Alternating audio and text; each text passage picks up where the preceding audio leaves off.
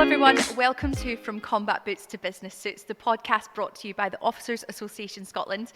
Today we are in the beautiful Standard Life House, the offices of the Phoenix Group here on Lothian Road in Edinburgh. My gorgeous guest is Miss Tracy Thomson. Hi, welcome to the show, Tracy. Hi, thank you for inviting me. It is such a pleasure to have you, and I feel like we've been speaking about doing this for a long time at this point. So it's great to finally be sitting here and chatting to you. And before we start, we've got to talk about the view. This is prime Edinburgh real estate. If we were on like Selling Sunset or one of these sorts of shows, it'd be like the view's worth. You would be sold. So what a setting for today's show. Thank you so much for hosting us.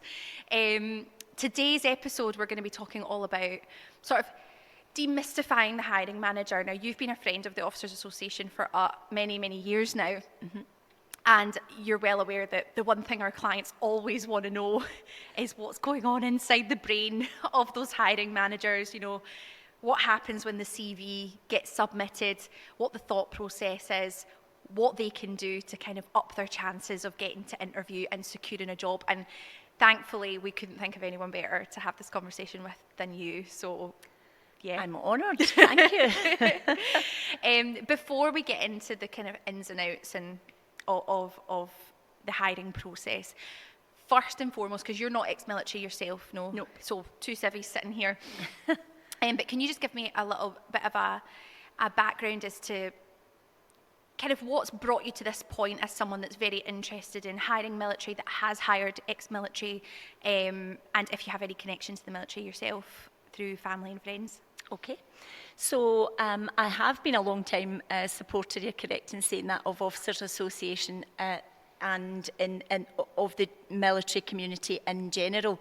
It probably stems back to one of my early recruitment campaigns when I worked for Search Consultancy, an agency, and we were tasked with trying to see if we could do recruitment in the early stages for the army. Uh-huh. So for a year I led the army project, and I led a team of soldiers and a team of civilian recruiters in how we attracted people, how we interviewed, and how we got them ready right up to through the barb test and up to the recruit selection centre. So that was my kind of early interest. Family aside, my brother and sister both joined the TA many years ago. My sister's still a member, sort of 15 years down the line. My brother left the TA after a few years and joined the RAF and is still a serving member up in Lossiemouth.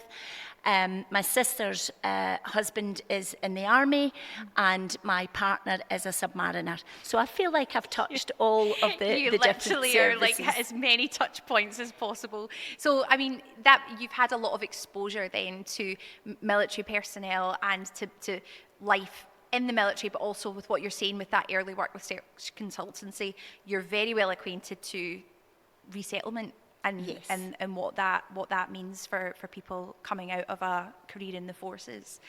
So let's kind of jump forward to today. You work for the Phoenix Group, and one of the things that through your years of coming to events at the OAS and things is that we know that you see the benefit of hiring ex-military and that what they can bring into an organisation. And you've come really prepared. For those of you that are listening on audio, Tracy has her I was going to call it an iPad, but it's not an iPad, your tablet. Surface Pro. And you've kind of put together some really kind of clear and direct points that we can discuss today. So should we just get into it? Yep, absolutely. So I suppose, from a hiring manager's perspective, there's a few different things. When you've got somebody coming out of the military or looking to change career after they've come out of the military for a wee while, one of the hardest things we know is to get your CV in front of the hiring manager. Mm-hmm.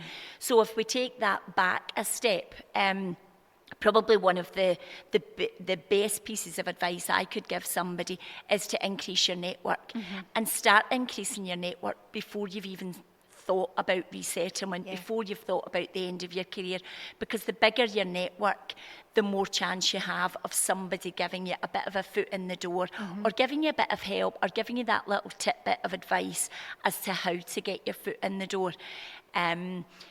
Most organisations now use an ATS, which is an applicant tracking system. So if you go on to search for a job and you apply for a job, your CV will hit the applicant tracking system before it comes in front of a recruiter like myself. It's really, really important that you have taken the time to write a really good CV and to make sure that you've got all of the relevant points on your CV. Personal details. You wouldn't believe how many people leave off their email address or their phone number from a CV or get it wrong. You know, to make sure that you've got all of the pertinent points on your CV.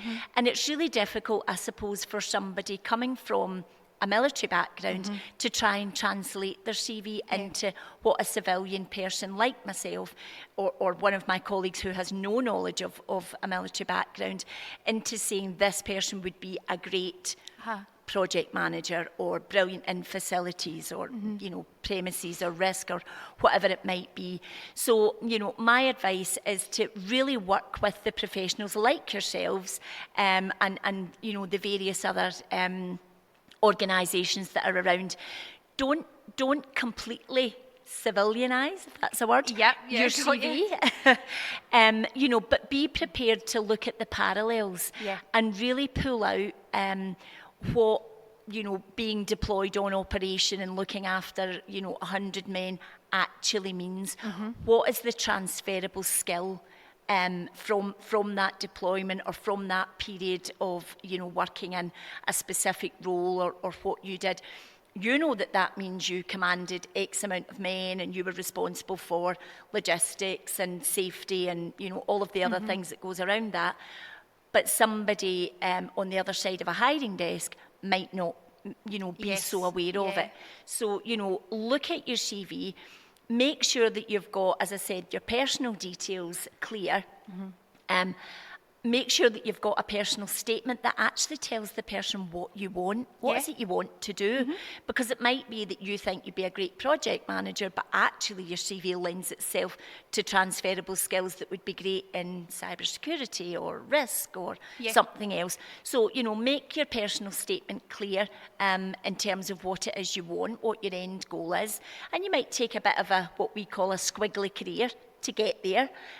But, you know, there's loads of help on hand to enable you to do that. Look at your CV, make sure that you've got a list of your transferable skills as well as your, you know, your CV, and have it, I suppose, like, you know, like I would write a CV with all of the roles that I've worked in chronological order, and make sure that you've got that, you know, most recent back down to obviously your earliest career on there. Once you've got that CV, give it to someone else to read. Give it to as many people as you can who may read it, you know, friends, family, people that you know who are in either a sort of recruiting type role or in a business type role, who will actually be able to tell you, hopefully in a friendly way, that it either does read well or it doesn't make sense or whatever. I suppose having someone who's even just a civilian, maybe even that isn't anything to do with hiring and recruitment, but just if you were to read this, does my job history make sense to you? Does that read as something that you understand? I think as well, maybe trying to keep out things like acronyms, military acronyms and things, and just being quite clear and direct. Just to bring it back to the ATS for just a second, because the ATS system is the thing that we get probably asked about the most. Would you recommend maybe running the job spec itself, maybe through something like a ChatGPT or something, just to look for keywords within the role that then if you know that you've deployed and it's like the role really needs good management skills, to make sure that you're using word like management or words that are related to the job role itself. Is that going to help a little bit with that ATS process? Very much so. And I'm a huge advocate of amending your CV, not completely rewriting it, but amending your CV for the job that you're going for or for the company that you're going for, because you're absolutely right to pick up, and I've got just a wee note to mention AI. And for a lot of people, AI is a big bad ghost out there in the darkness. But you're absolutely right. An applicant tracking system will look at the job advert and will be looking to pick up the key words or essential skills of what that hiring manager has set out in the job advert, and make sure that they pick them up from a person's CV. And there's a huge amount of work going on just now to make sure that we are recognising diversity and neurodiversity and all these types of things. So there is always going to be an element, certainly here at Phoenix Group, of making sure that an actual recruiter looks at every CV and says, and not everyone has that. And of course, huge organisations maybe can't, but we are still niche enough that we make sure that a recruiter will look at every single CV and we'll make sure that it either matches or doesn't match. But really, really key to make sure that what's on that job advert you have reflected somewhere in your CV. Okay, perfect. Great. Okay, cool. Fantastic. So they've got the CV. What's next? So next, I would say you're looking at where you're going to search for jobs.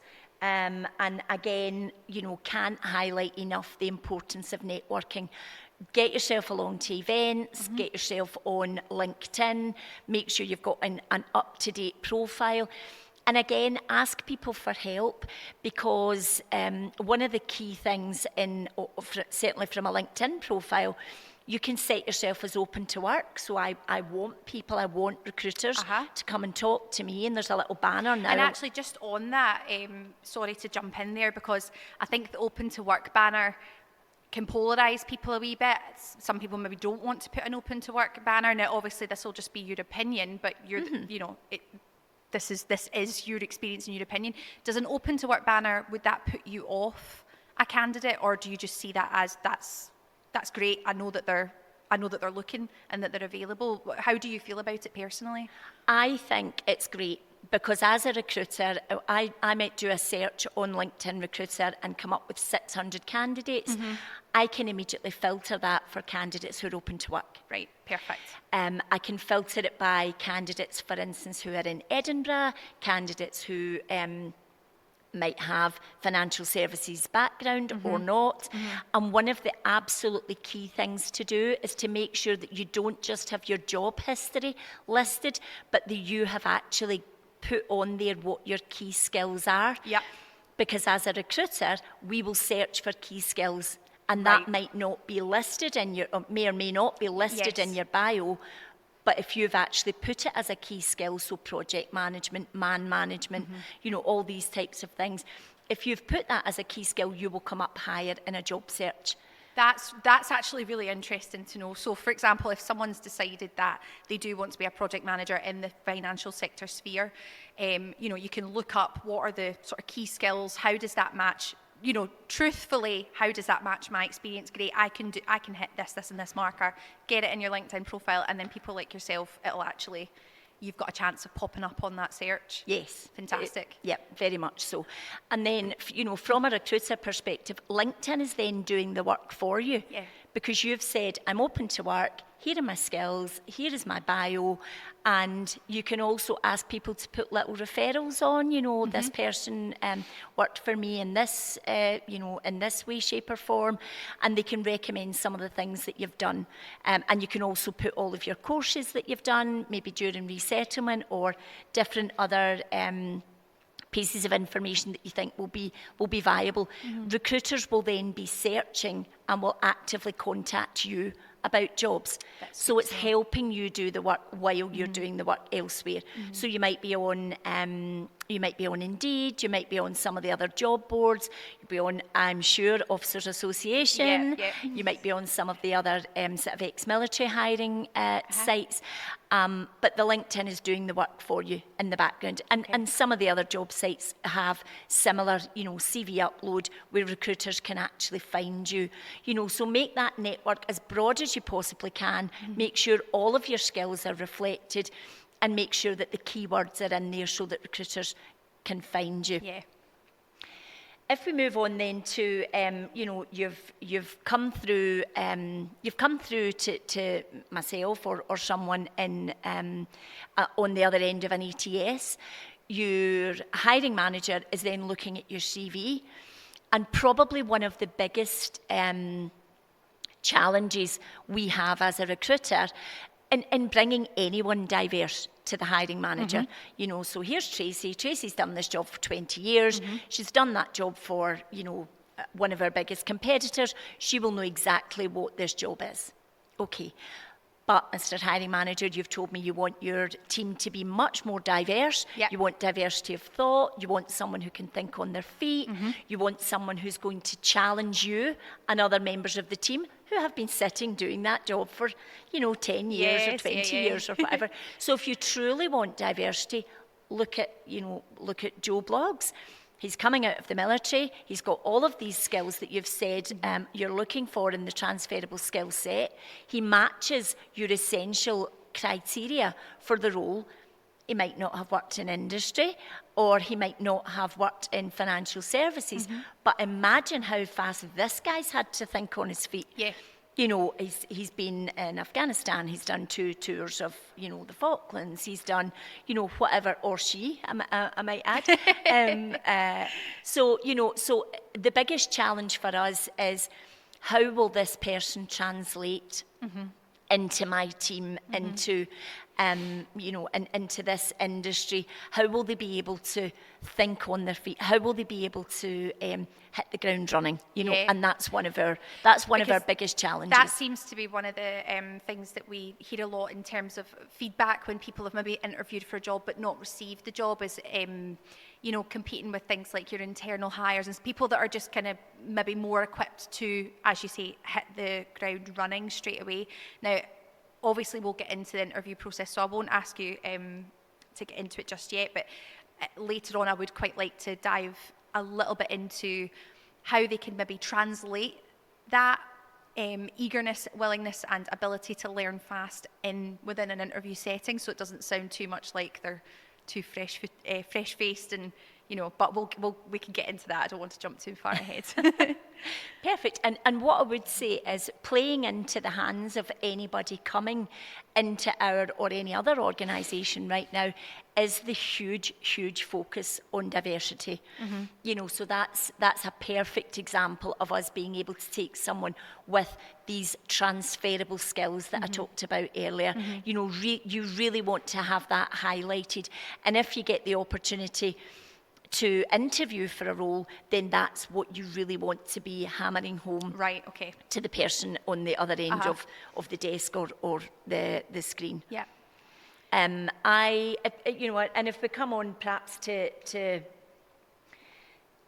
talk about the interview process, so assuming you've been lucky enough to be asked along to the interview, and whether that's face-to-face or on the screen, and one thing I would caveat as well is if you're not used to Teams, since COVID, we're all on Teams, I certainly am, all day, every day. But if you're not used to that, do some mock-ups. Yeah. Do them with your friends, your family, your leaders if you're still in the military, or with yourselves. Make sure that you're comfortable on that screen. Make sure that you've tested your equipment. Make sure that you're sat in a quiet room where you're not going to be disturbed. I don't know how many interviews we've had where somebody's been interrupted by the dog barking. Yeah. We had one last week where the interviewer couldn't hear what the interviewee was saying because his washing machine was so loud. Beautiful. You know, so all these little things, you know, make sure it's quiet, make sure you're not going to be interrupted, and just make sure that you're comfortable in front of that screen. If you are lucky enough to be face-to-face, again, making sure that you've done your recce, that you know where the office is, you're arriving in plenty of time. I'm sure I don't need to highlight that to the ex-military community or the military community. And just making sure, again, that you've set yourself up in the best way possible. I would advocate reaching out to the recruiter or the hiring manager and asking, what kind of interview is this going to be? Is it going to be a panel interview? Is it going to be a diverse panel? Is it going to be a competency-based interview, which is something you can really prepare. Not over-prepare for it, I hasten to add, but something you can prepare for. And reach out to that hiring manager, and particularly the recruiter. If that recruiter works in an organisation who is lucky enough to have, as we have here at Phoenix, an armed forces network, they will help you. They will give you the inside information on what kind of organisation it is, what sorts of things are really relevant or really important to somebody who works, you know, at Phoenix Group. What sorts of things maybe not to say, you know, don't highlight this or highlight that. This is really what the person's looking for. And reach out to the hiring manager. Join them on LinkedIn. Let them know that you've done your research. You know, look at their bio, look for something in their background that might be relatable. And that really shows then that you've done your research. You really want to work for this company. You really want to work for this person. And actually, you know who the person is. You know who is in their team. You know, you've done your research. I think that's really, really good advice of, you know, linking in with people, showing that keen interest, and that you've just done a good bit of research on the company that that you're trying to prove that you really want to work for. So they've done all of that, and the day of the interview has come round. So let's kind of maybe get into the ins and outs of the different types of interview that people can expect. The one I'd like to personally start with is competency based. I think because that's maybe the one that more than anything throws people, even from my own experience, not to get into it too much, but I did go through an interview process with a company that I actually was really keen to work for. However, they didn't inform me when they invited me to interview that it would be a competency-based interview. They said, oh, read our website and have a little look at what we do, which I'd done. You know, I'd read their website back to front, left to right a good few times, but when we got in, it was a full competency-based interview, and I hadn't been able to do any preparation at all. And I can say from personal experience, trying to answer STAR method questions off the top of your head, it was probably the most embarrassing professional situation I've ever been in my life. That aside, let's talk about how our clients can actively avoid something like that happening to them. Let's get into the competency-based interview, if you don't mind. Okay. So just really to sort of demystify the competency-based, all that actually is you giving an example of a time when you have demonstrated that skill set. So, you know, it can be practiced, it can be over-practiced, because sometimes we have people coming in to interview and they're so practiced that they get asked something just slightly different and it totally throws them. So I would say practice, have your examples ready, but don't over-practice, you know, allow the interview still to flow. And I always think as well, it does help to keep you a little bit on your toes, you know, because that does help also then demonstrate how you can think on your feet and how you address challenge and rise to the occasion and so on. So, probably when I think about competency interviewing, so first of all, Phoenix Group always will tell you that it's almost always going to be a competency-based interview, unless it's a second stage interview, which tends to be more conversational. But Phoenix Group, as a company, will always tell you that it will be a competency-based interview, and we will give you the competencies in advance so that you can research analytical skills, customer at the heart is one of our big competencies that we ask everybody, or you know whatever that competency might be, delivering results. So you can go away and think about your STAR method that you sort of referenced there. Yeah, let's break down the STAR method Absolutely. when you're ready. So, we're talking about you want your example to have a situation, a task, an action, and a result. So it's really just rounding off your story. And if I can be so bold, probably the biggest mistake that anybody coming from an ex-military background, they always talk about we. Yeah. And that's the team. We did this, we did that, we were a team. And it's really difficult probably to get away from that because, there's no I in team and all this sorts of things. But if you have an interviewer, they are looking for you to demonstrate what you did. What was the difference you made? Yeah. What was the decision that you took? What results did you produce? What did you learn from that? So it's really thinking about me. Blow your own trumpet. This is your interview. It's not going to talk about what your regiment or your squadron or whoever did. It's about you, and this is your chance to shine. So again, practice, practice, practice. Don't over-practice, but make sure that you have rehearsed what your answers are in relation to what you actually delivered. And at the very least, I guess it's, rather than being, as you said, over-practiced, it's more just, I guess, being familiar with that structure of an answer that you're giving, a couple of lines of what, as you say, what the situation, it's just a way of breaking down an answer to make sure that the interviewer, I suppose, is getting all the information that they need out of the answer you're giving. Have you ever encountered where people might, within a STAR method, like they might, I've got the STAR method in my head, but maybe waffle a bit too much about maybe what the situation was and not give you enough of what the results were, or what is there a bad way to give a STAR answer, I guess is what I'm asking. I think probably and every interviewer is different, but a good interviewer will bring you back round. Okay, if we can bring you back to what actually happened there and what did you do, and okay, well, you've described a lot of this, but what was the end result, and what did you learn from it?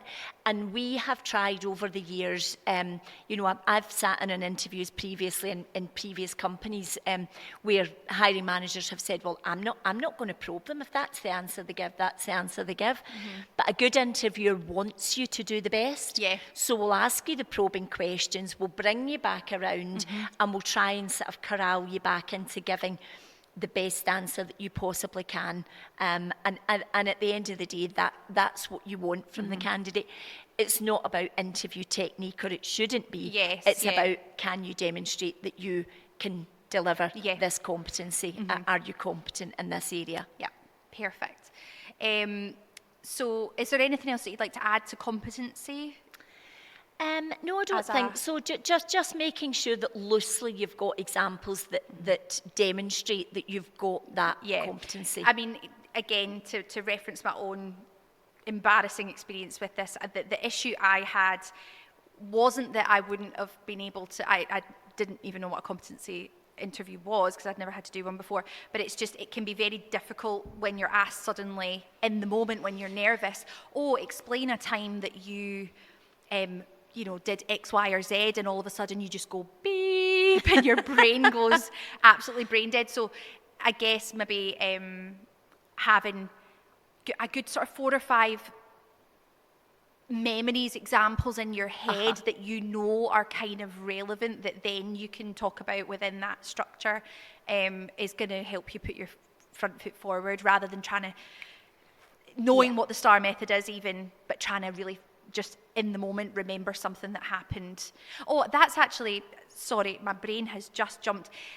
When it comes to these examples, because for a lot of military personnel, obviously they've changed jobs, they've changed roles every sort of two years, typically. How far back how old can examples be? What are you sort of looking for in terms of time? Because is it useful for someone to be like, well, 10 years ago, I had a great example of when I showed great competency in whatever it is?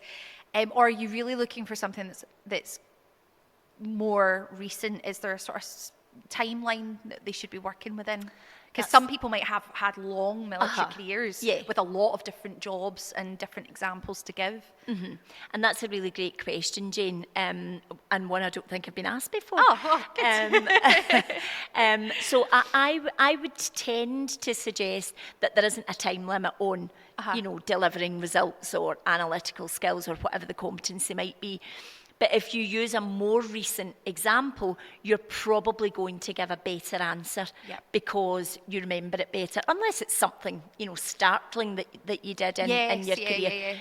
I almost always reference the big projects like the Army Recruitment Project, the Commonwealth Games, because they were big career highlights for me. So in answer to your question, I wouldn't say there's a time limit, but usually more recent examples will allow you to deliver a better example.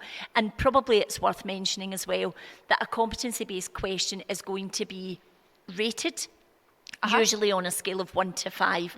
So the better and more insightful your answer, and the closer it matches to the STAR technique in terms of giving a well-rounded answer, then the higher the person will be able to score you on having demonstrated that competency. Okay, fantastic, thank you. And then just thinking, I guess, about other types of interviews. So there might be an assessment, there might be a telephone screen before you go into the interview, there might be some sort of exercise. We're quite big at the moment on scenario-based exercises, and that's really just coming into the room, being given a scenario to look at for 10 minutes. So you've walked into work, X, Y, Z has happened, what will you do?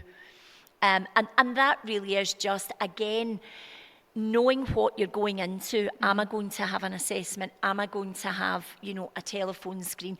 And just being prepared. And a good recruiter who's inviting you to interview will always have time to help you and give you the advice. And again, as I said, reference the network or someone else in the organisation will always be there to help and guide you. And just to reiterate that point that, that you've said before, no one's going to walk into that situation blind. You will be told in advance, We would hope so, but as you referenced yourself, some companies don't always operate that way. And I always say to people, ask. If the recruiter hasn't told you, ask. Because no one will ever say to you, why are you asking? Well, I would hope. So just ask, because the more prepared you are, then the more confident you'll feel and the easier the interview will be. Okay, perfect. And just on that scenario-based, because that's actually something I'm interested myself as well, just because that's something I've never heard of before. What sort of... They get 10 minutes to look at a scenario, and then do they have to talk about how they would have tackled it, resolved it, or how does that go actually, just as someone that's never heard of it before? So there's a couple of different ways that we do it. Sometimes we'll issue it in advance, and we'll say to people, coming along for a role, okay, you've walked into work and this XYZ has happened. Can you prepare a few slides on what you would do, what would be the risks, the opportunities, what stakeholders would you engage with, who would you, what would be your first idea for how to solve this problem, and present back, and we'll give them a time scale, and we're measuring time management as well as what's on the slides, and sometimes we'll just ask people to read through, jot down a few notes and present back to us.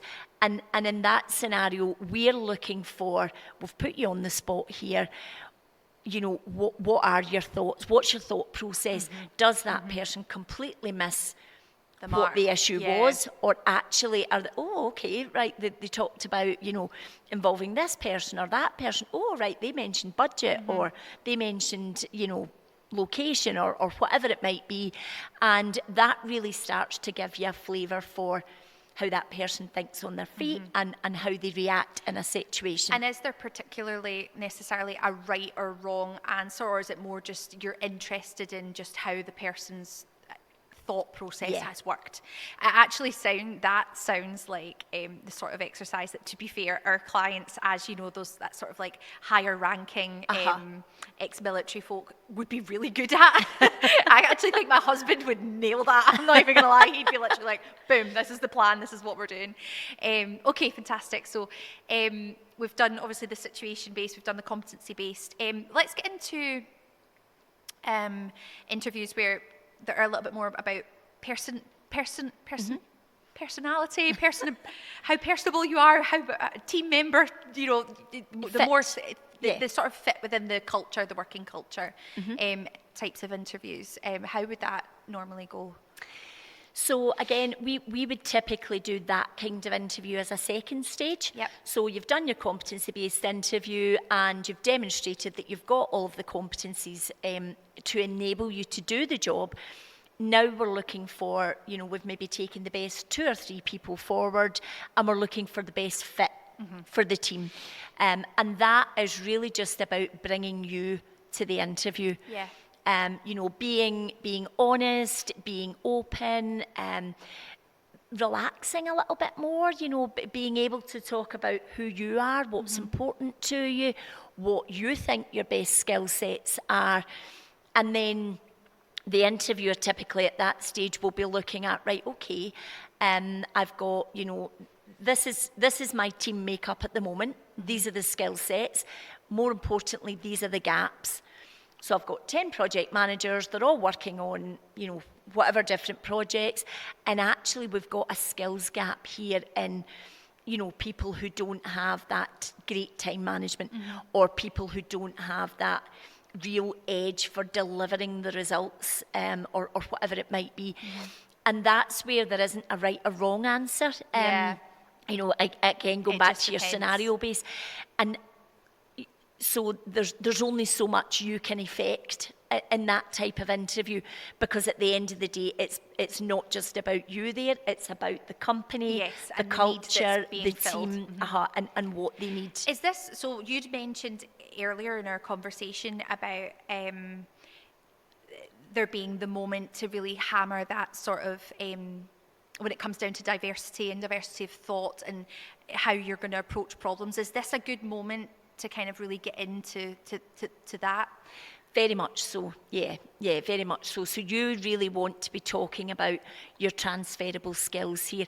And again, if you reference the job description or the advert and what the person has really said is essential for delivering this job, that's what you want to be starting to put across, you know, giving tidbits of examples, giving anecdotal evidence of when you've demonstrated these transferable skills, so that that person is really starting to think about, wow, this person really can bring a bit of a diversity to my team. They've had to think on their feet. They've had to deliver within really challenging circumstances, and they can really bring something different to my team, my organisation, or whatever it is.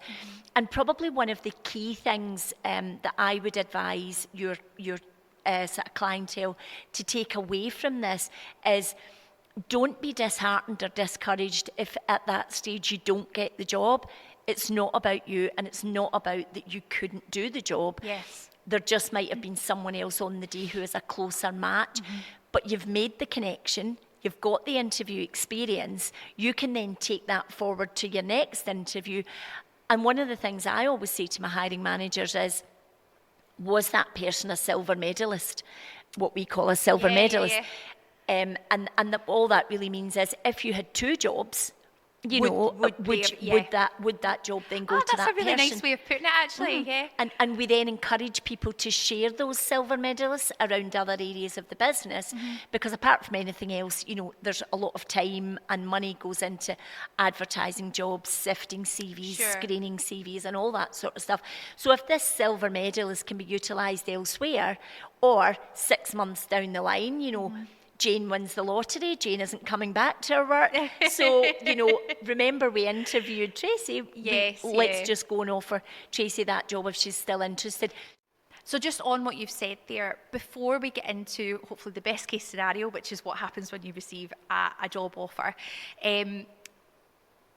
on that thing of, it's not necessarily about you if you don't get the job.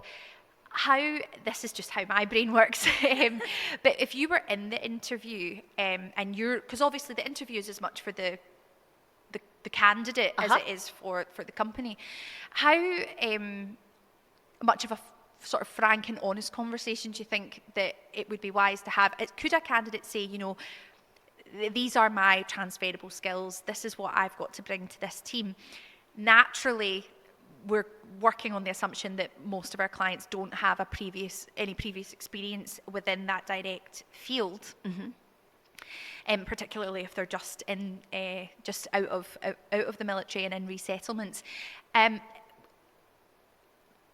Would it be too crass, or is there a way of asking kind of, with this job role, is there time available? Like, how much time would you be able to, if you were to offer me the job, to put me through the adequate training, or are you looking for someone that can really just pick it up? Is there an urgency? What's the urgency to this hire? I don't even know quite how to phrase what I'm asking, but do you know what I mean? Yeah, I do. So that they kind of know, okay, actually, I'm talking to someone who genuinely has the time to invest in me as a candidate, or they actually just really need somebody that can do this job yesterday. And again, it's a really great question, and it's probably one of the most asked questions as well. And the answer to there isn't probably a one-size-fits-all answer, because for some people they will have absolutely the time to invest. For a lot of people it will be about hitting the ground running. I would probably advise anyone to turn it on its head and not say, how much time have you got to invest in me, but with what I'm bringing to you. See, this is it. This is good, Tracy. This is the stuff we want. With all of the transferable skills I'm bringing to you, there may be instances where I need a bit of support, and I'm telling you that up front. But what you will get from that will be tenfold, with a bit of investment. And absolutely, you can ask for feedback at the interview. What they are unlikely to tell you is whether you have got the job or not. Of course, they won't have maybe seen all the candidates, or they won't have marked up the interview. But what they will have is a sense of whether you have demonstrated all of the skills. So I would always say to somebody in any way, sort of field or whatever, have I given you enough? Have I demonstrated what you're looking for? Is there anything else that you would like to hear, else you'd like to know? Hear from me? Perfect. Yeah. This is why we've got Tracy on the show. That's the good stuff, Tracy. Okay, so let's move into one of, again, the real hot topics amongst our clients. Let's work on the assumption that we've got that job offer. Salary and salary negotiation, the sort of overall package. I'm just going to hand that over to you, to be honest. Okay, so the first thing I would say is that most companies now, or a lot of companies nowadays, will be advertising a salary band. Here at Phoenix Group, we adopted this last year. So all of our job adverts, internal and external, will have a salary banding. So you'll know whether the job that you're applying for is between 50 and 60,000, for instance. So if a recruiter, but I appreciate not everybody has that.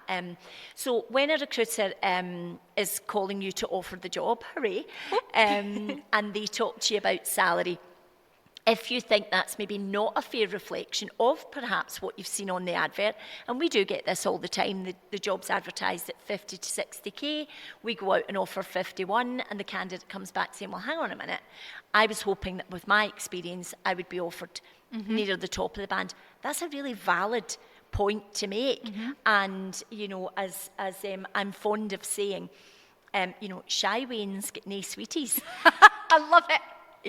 So absolutely go back and ask, well, I do think my experience qualifies me for X, Y, Z. And the recruiter will tell you why they've made the offer that they have.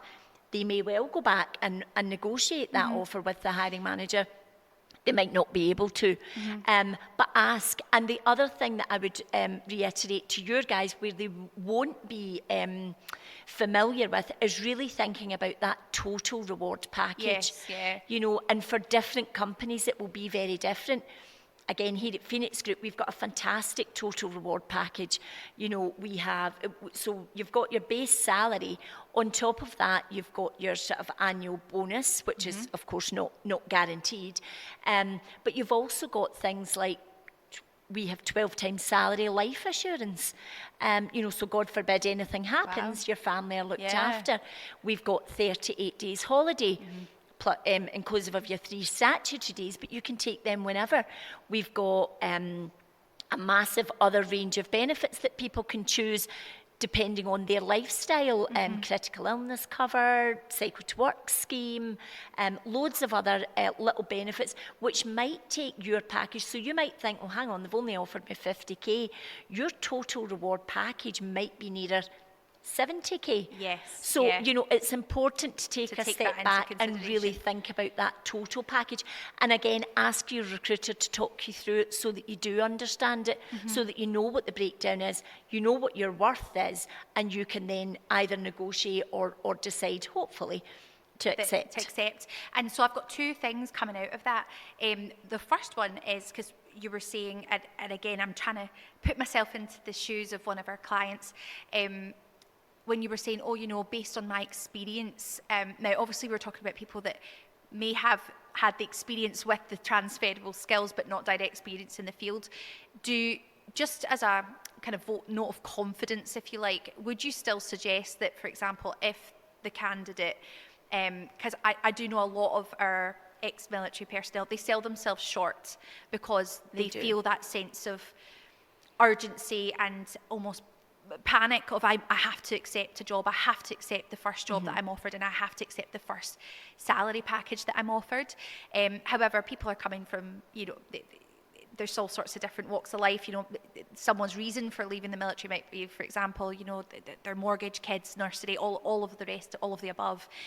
Would you still, would you give them that note of confidence to go, no, if the salary within the bracket just isn't quite what you need, you're still, even though you might not have experience in the field, you're still within your right to ask for what you're looking for, provided, of course, that it's not silly and that you're sitting within that salary bracket. And I would always advocate asking the question, because a good recruiter or a good hiring manager will come back and say, do you know what, you're right, you actually did perform well, we are going to offer you a bit more, or actually we can't, in all honesty, offer you any more, but there might be a chance to review that in 6 months or a year's time when you have been able to demonstrate what you're bringing to the party. And what's the best way to sort of phrase that?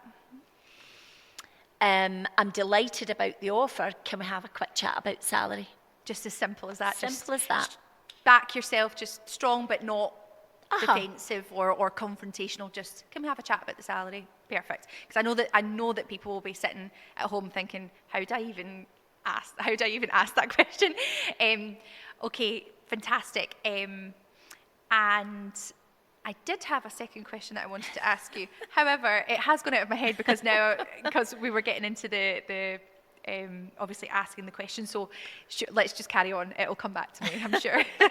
And one thing I probably would say as well, don't be afraid to ask, because a recruiter will almost always expect to be asked. Does it show a little bit of, again, a bit of tenacity or a bit of fire? I think so. I think if you as long as it's reasonable. I think so. I think if you have something in your head, if you know your own worth and someone's almost trying to sell you short, which we would hope not, but we know happens. Yes, sure. There's also worth a bit of realisation as well if you are coming with no industry experience. Yes. If you're coming straight out of the military with no civilian experience, there also has got to be a little bit of a realisation of they may expect to come in a little bit lower. Yes, that is and the work flip side up. of the coin, but you would maybe hope that they would then, if you ask the question, that they'll tell you that. Yes, and absolutely. again, with possibility of review in 6 months to a year. I actually remember what I was going to ask you now, because obviously what you've expressed about the Phoenix package sounds brilliant, and also great to hear that there's transparency around the salary band ahead of time. Now, just maybe thinking on some of your previous experience and different companies that you've worked for, something that we hear quite often as well is that the salary band or bracket isn't disclosed before ahead of interview. When you're still in the interview stage and perhaps you're not aware of what sort of salary bracket a job is sitting in, obviously for God, any candidate, not just ex-military, it's going to be the burning thing that you want to know, like, I'm going through this process, but am I going to get to the end of it and be offered 10, 15, 20k less than what I actually need? At what point in the process ahead of a job offer is it deemed acceptable to raise the salary? I would say when you're being invited to the interview, it would be pertinent, if it wasn't disclosed on the advert, to have that conversation with a recruiter. And any good recruiter or hiring manager will be more than happy to say, we will reward you for the experience that you're bringing. However, it will be between 40 and 50k or whatever that might be. Because again, they don't want to waste their time on, that's it.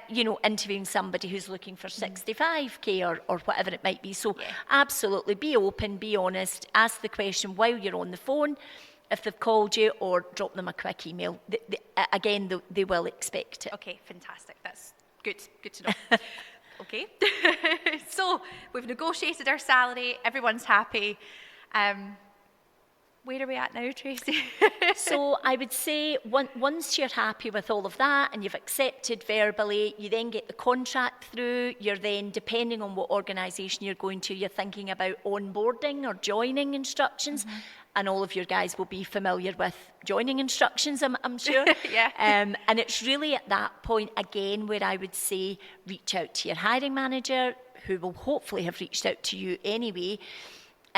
Look at them, ask them who else is in their team, look them up on LinkedIn, reach out if they've got an armed forces network or anybody that you know in the military who's gone to that organisation.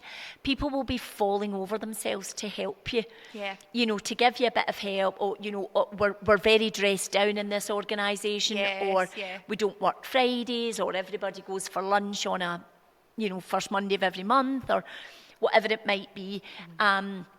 And that will ensure that your onboarding experience before you get to the day one, fear is, the smoother we can make that transition. That's what we're here to do as recruiters, as onboarding team, as a good manager, bringing somebody in, come in and meet the team for a coffee beforehand. People are there to make that journey smoother. And the smoother that journey, the easier day one will be. But ask for help, and that's something that some of your your sort of clientele might not always be comfortable with, but the help is there, so do ask. Perfect. Tracy, we're going to draw the conversation to a bit of a close now. I almost feel bad because obviously we've wanted to just really pick your brains on your hiring knowledge, but the one thing I will say, and you've dropped little hints of stuff that you've done. I mean, you've had an amazing career in your own right. Some of the stuff you've done, as you said, with the Commonwealth Games and everything, and I wish if for the sake of time that I'd been able to actually pick your brains about your career path, because you're really amazing, and we've had conversations prior to the episode where you've told me about yourself, and you are just such an inspirational person, and that's why the advice that you've got to give, we at the OAS just felt like there was no one better than you to pick your brains on this. So it's almost to the detriment of the audience that they're not really going to know your story as such.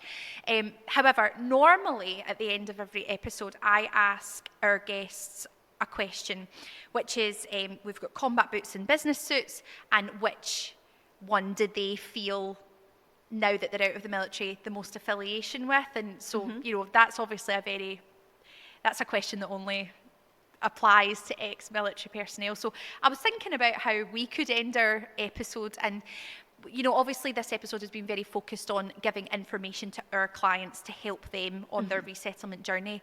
But someone with your experience and with the great career that you've had, and the fact that you are such a firm supporter of hiring ex-military personnel into organisations, what would you have to say to, let's just say in an ideal world, there's 100, 200 hiring managers listening to this episode, and they've had military CVs land on their desk and perhaps rejected them just because they maybe didn't quite understand the quality of person that they were getting here.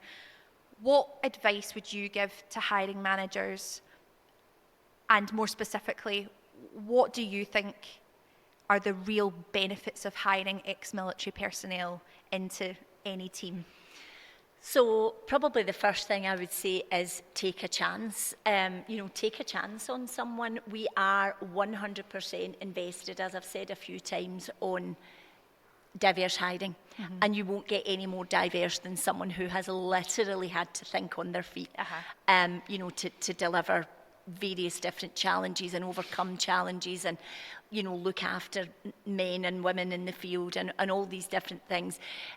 One of the things that we are hoping to be able to offer, specifically at Phoenix Group, that I've had in previous organisations, is almost someone from that ex-military background to sit with you. If you think a CV might be right for your team, to sit with you and say, actually, that means he did this, that means she did that, and really demystify the CV, or even coming into the interview and helping translate, if you want to say that, exactly what that experience means. Because what we've found is that people coming from that kind of background don't shout enough. They don't blow their own trumpet. They don't talk enough about what I did, what I delivered, what I had to carry on my shoulders, again, literally, a lot of the time. So, maybe having someone else in that interview with you that comes from that background that can actually help bring it to life. Because the candidate on the other side of the desk at an interview who's nervous might not bring enough of that to, for you to be able to have the confidence to say, I want you in my team. So, to hiring managers, ask for help, and that helps them understand because obviously I can only imagine when you're looking at diversity within hiring, every single group or marker that you're looking at comes with its own story, its own baggage, its own intricacies. And one of the things that maybe isn't talked about enough is the very specific intricacies that come with military hire, and it is that lack of perhaps really shouting about themselves, and so they are worth that extra bit of time and effort, so that that you're actually giving that diversity, that that part of your adding that part of diversity into your team, that you're actually doing that justice. Do you know what I mean? Absolutely. And just, take a chance. What's the worst that can happen? And when you've had ex-military in your teams previously, what have been the benefits that you've found to having someone of that caliber? I think the benefits they are almost to a man or woman always ready to get involved, always ready to go the extra mile, always ready to just get stuck in. They're not going to be shrinking violets for mostly, but they're always ready to bring something different to the party, and they'll never shy away from hard work, from adversity, from challenge. They really, they bring their best selves every day. So, perfect, Tracy. Thank you so much. You can, by the way, keep your mug. Oh, thank you. So I do expect you to have every single cup of tea and coffee for the rest of your life from your Combat Boots to Business Suits mug. It has been such a pleasure, and we will look forward to, of course, in the future, welcoming you back to OAS events. We will see each other, I'm sure, many more times. And you know what? Season 2, 3, I feel like we could record an episode every single time, because there's just so much information that you can give. But thank you so much for being here today. And to everyone at home, if you would like to learn more about Phoenix Group specifically, please drop a comment in wherever that you are listening or watching this podcast, and we will pass that information on to Tracy to make sure that we are giving you the most up-to-date information about Phoenix Group specifically. However, if you also just want to learn more about the OAS Scotland, you can sign up on our website, or of course come along to one of our fabulous events where you do meet guests like Tracy who are there. You can pick her brains over a drink. So thank you so much.